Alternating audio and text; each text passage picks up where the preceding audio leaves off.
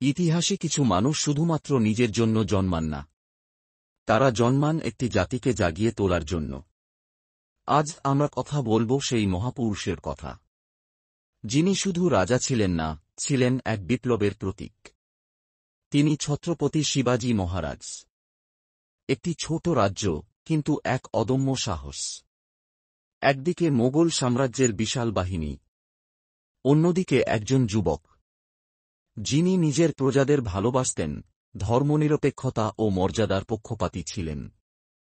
শিবাজী মহারাজ কখনও শক্তিকে ভয় পাননি, বরং শক্তিকেই সাহসের দ্বারা জয় করেছেন।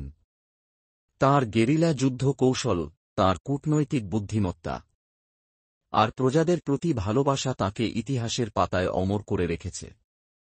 তিনি শিখিয়েছেন, স্বপ্ন বড় হওয়া উচিত, কারণ সাহস থাকলেই ইতিহাস লেখা যায়।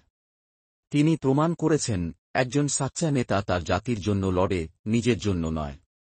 তুমি যদি হাল ছেড়ে দিতে চাও, তবে মনে রেখো, ধৈর্য, সাহস আর সংকল্প, এই তিনেই লুকিয়ে থাকে তোমার বিজয়।